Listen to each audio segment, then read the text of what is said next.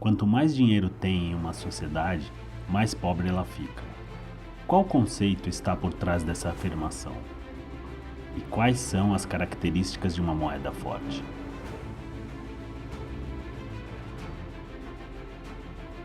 Primeiro precisamos entender o que é o dinheiro.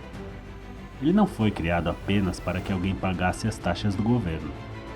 Sim, o dinheiro é uma criação humana, mas ele foi criado para que se possa realizar trocas voluntárias de forma mais fácil.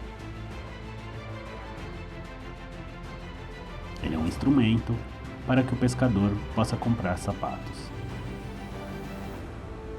Essa analogia lhe parece estranha? Então deixe-me explicá-la.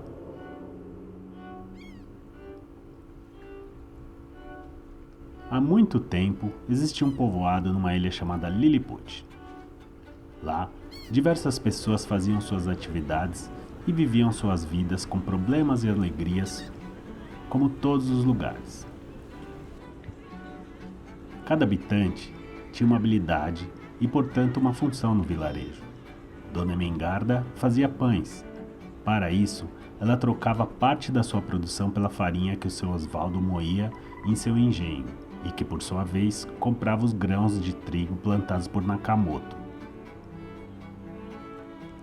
Havia também o sapateiro Luiz, que fazia sapatos e trocava pelos pães de Emengarda.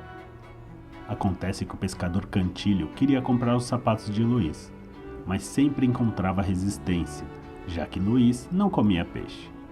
Assim, Cantilho precisava trocar os seus peixes pela farinha de Osvaldo, para trocar pelos pães de Emengarda e com isso ter alguma chance de conseguir um par de sapatos. Certo dia, Cantilho teve uma ideia. Pegou uma coleção de conchas azuis que ele tinha, que eram raríssimas, e resolveu trocar por um par de sapatos com Luiz. Este aceitou na hora. Logo, Cantilho passou a trocar suas conchas com os habitantes locais que passaram a usar as conchas azuis como meio de troca. Cantilho nem havia percebido, mas com isso ele criou a moeda de troca.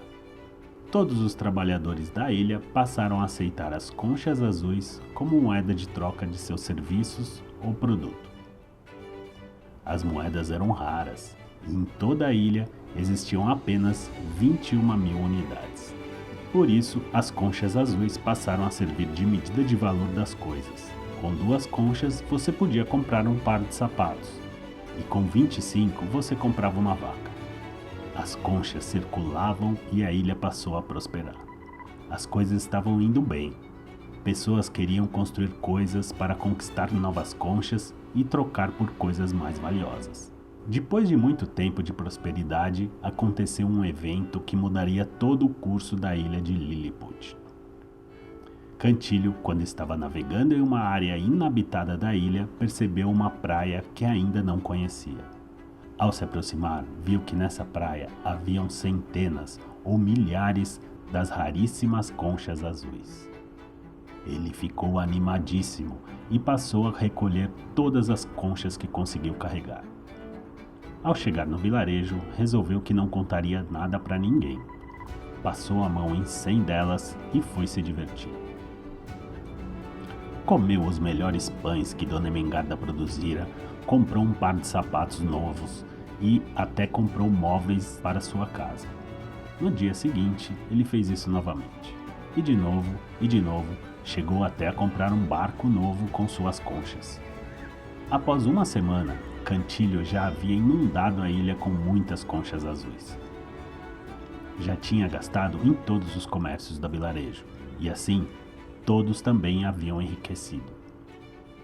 Ele pensou até em trocar seu nome para Cantilionário. Todos estavam felizes.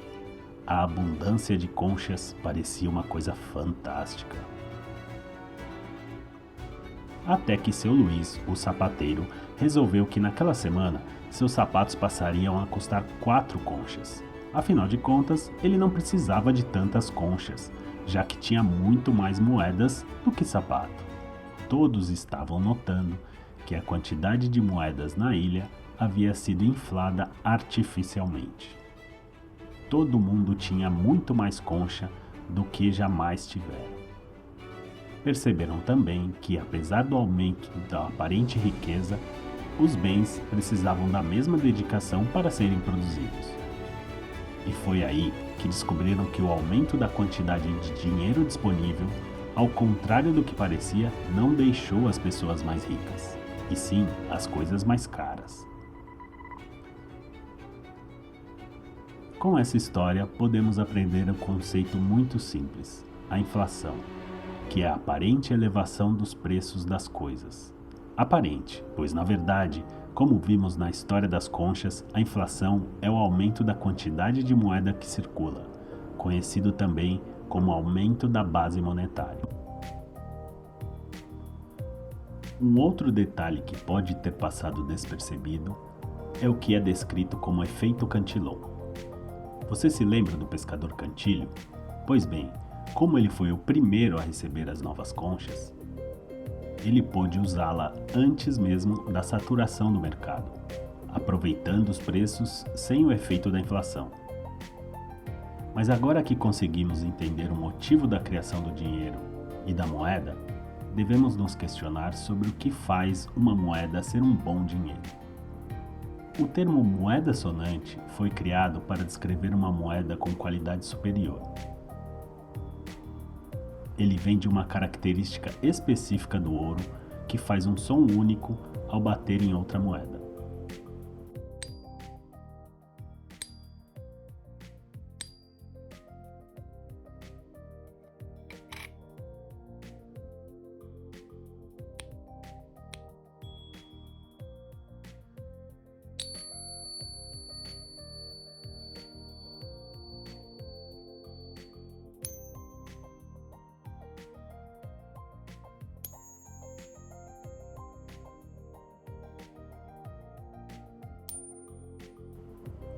Por isso, o bom dinheiro também é conhecido como moeda sonante. A moeda, no caso da história de Lilliput, eram as conchas. Mas ao longo da história de nossa civilização, o homem utilizou muitos tipos de moeda como base de troca. Conchas, pedras, sal e até gado já foi usado como moeda. Mas o elemento mais utilizado como moeda na nossa sociedade foi o ouro. O ouro sempre foi considerado um bom dinheiro, por possuir características importantes para ser usado como moeda. Ele pode ser divisível, isto é, você pode derreter uma barra de ouro e transformar em outra menor. Uma barra você pode transformar em várias moedas, e essa característica faz com que você consiga comprar coisas com valores menores e até receber troco. Outra característica de um bom dinheiro é ser aceito como um meio de troca. No caso das conchas da ilha de Lilliput, elas tiveram uma ampla aceitação, por isso se tornou dinheiro. Ela tinha o que chamamos de liquidez, que é a possibilidade de trocá-la facilmente por outra coisa quando você quiser. Por último, uma outra característica importante do dinheiro deve ser a reserva de valor.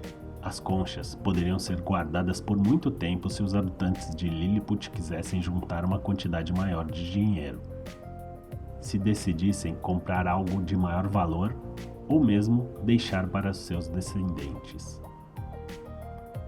Tão importante quanto conseguir comprar agora é você conseguir guardar para comprar depois. A chamada preferência temporal determina o quanto você consegue esperar para fazer um gasto que você julga ser melhor depois. Um exemplo: se você prefere comprar uma casa com 3 quartos para viver com sua família, pode guardar dinheiro até que consiga reunir quantia suficiente para que você consiga comprar essa casa. Isso indica que você tem baixa preferência temporal, isto é, prefere menos o tempo do que o que você está querendo comprar. Mas, ao contrário, se você prefere comprar uma casa menor, de 1 quarto, por exemplo, com o valor que você tem agora, você está dando mais preferência ao tempo para a velocidade da conquista do que para o seu desejo futuro. Esta é considerada uma alta preferência temporal. Acontece que essa preferência pode ser influenciada por questões externas, inclusive pelo tipo de moeda que você usa. Suponha que você use o sal como moeda, assim como os romanos fizeram na Roma antiga. Você sabe que, se guardar sua moeda por muito tempo, ela poderá estragar, se molhar a água vai levar, então você prefere gastá-la brevemente ao invés de guardá-la por muitos anos. A mesma coisa com moedas que sofrem com a inflação. Se um americano da década de 1920 tivesse guardado $1, que ele usou para comprar 3 galões de gasolina, hoje ele trocaria o mesmo valor por uma latinha de Coca-Cola. Então, a preferência temporal da sociedade é moldada pela qualidade da moeda, e isso altera o padrão da nossa evolução, já que para criar coisas de valor precisamos de pessoas com baixa preferência temporal. Uma plantação não se faz da noite para o dia, assim como o desenvolvimento de uma nova tecnologia dificilmente é criada por pessoas com alta preferência temporal. Quem quer ganho rápido costuma abrir mão de um bem maior que pode vir depois. A preferência temporal refere-se à razão entre a valorização individual do presente em comparação com o futuro. Como as pessoas não são eternas e o consumo é necessário para a vida presente, é comum que se valorize o consumo no presente, pois sem esse é provável que o futuro nunca chegue. É por isso que animais têm uma preferência temporal muito menor do que os humanos. Eles agem para satisfazer seus instintos selvagens e imediatos. Comparando aos animais, os humanos dedicam mais tempo ao desenvolvimento de ferramentas do que para a caça propriamente. Essa é a essência do investimento. Um pescador que passa dias construindo uma rede de pesca vai conseguir mais peixes do que quem investe pouco tempo na criação de uma vara. Em outras palavras, investimento aumenta a produtividade do produtor.